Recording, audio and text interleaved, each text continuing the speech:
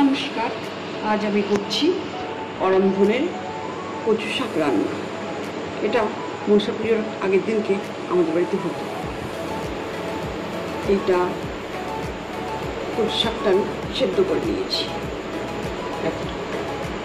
আর নারকেলটা আমি পেস্ট করে নিয়েছি হাফ মালানো, আর জলটুকু রেখে দিয়েছি, মিক্স ধোয়া জলটা জলেতে পড়ে না, তবু আমি রেখেছি, যদি লাগে একটু দেবো। এতে 3টে শুকনো লঙ্কা ফোড়ন আর সর্ষে ফোড়ন। আমি এটা ঠাকুমার কাছ থেকে শিখেছি, আমাদের বাড়িতে এইভাবে হতো। আর 2টো কাঁচা লঙ্কা নিয়েছি, 2টো তেজপাতা নিয়েছি, ধনে গুঁড়ো 1 চামচি, জিরে গুঁড়ো 1 চামচি, চিনি 1 চামচি, হলুদ 1 চামচি।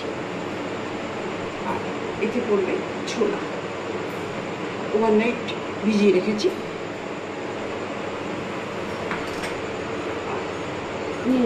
আমার টেস্ট মতন আমি দিয়ে দেবো। এটা সর্ষের তেলে দিচ্ছি। এটা যেহেতু সাবেকি রান্না, সেহেতু ঠাকুমারা যেভাবে করতো আমি ঠিক সেইভাবেই করছি, আমি একটুও পরিবর্তন আনছি না তাতে।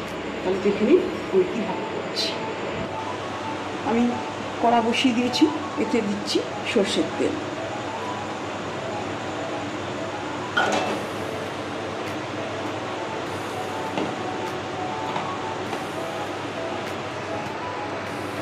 তেলটা গরম হয়ে গেছে, আমি শুকনো লঙ্কাগুলো ফাটিয়ে এতে দিচ্ছি।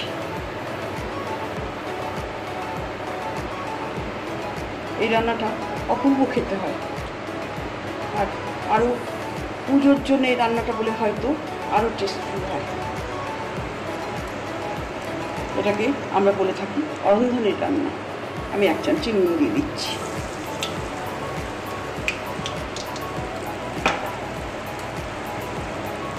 সর্ষে ফোড়নটা দিয়ে দিচ্ছি। ফোড়নটা আমার ফেটে গেছে, এবার আমি নারকেল কোড়ানোটা দিয়ে দিচ্ছি।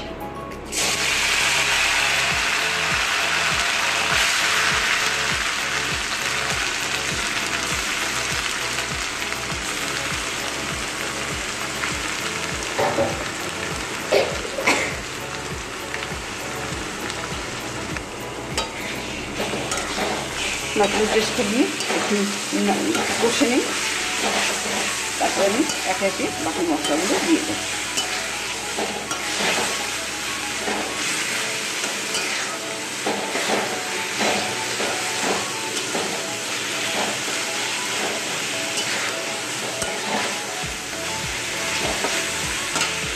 এবারে দেখে আমি ছোলাগুলো দিয়ে দিচ্ছি,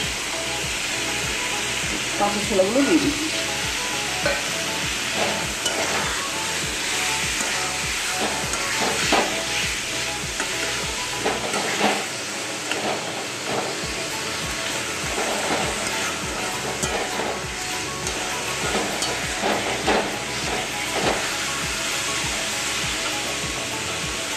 আমি সামান্য মিক্স ধোয়া জলটা দিচ্ছি, যাতে তলা না লেগে যায়।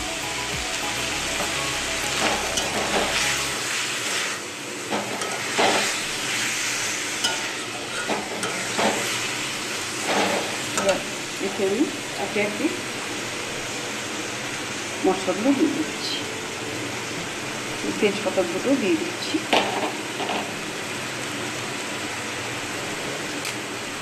দুভাগ করে কেটে তেজপাতা দিয়ে দিচ্ছি। এবার আমি ধনে জিরে গুঁড়ো, চিনি, হলুদটা একসঙ্গে দিয়ে দিচ্ছি।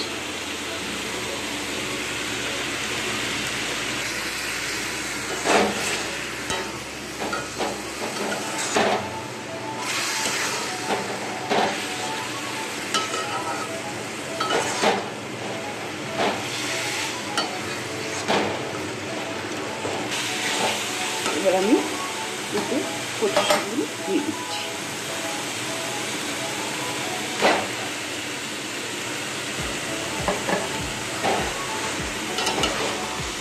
আমি শাকটা সেদ্ধ করে জলটা ভালো করে চেপে বের করে দিয়েছি, একটু যেন জল না থাকে।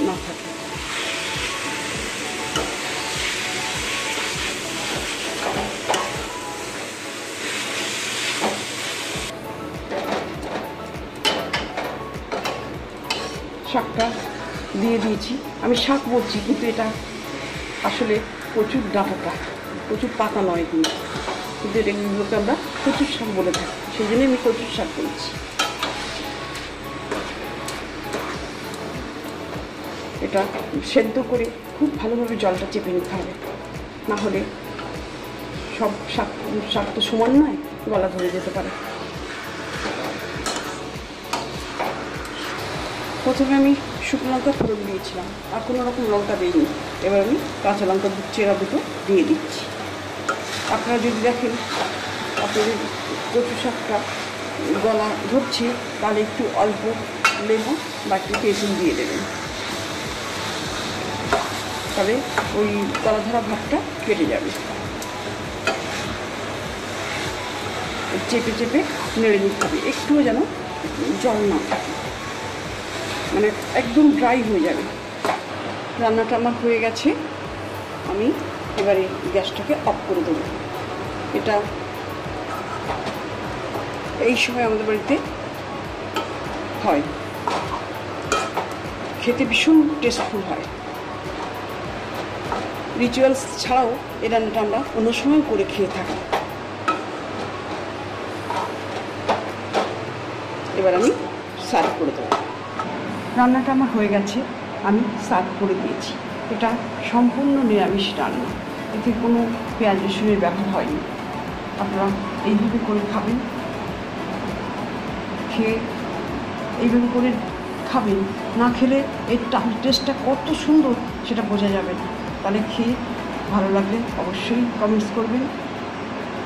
ভিডিওটা শেষ অবধি দেখার জন্য আপনাদের ধন্যবাদ। নমস্কার।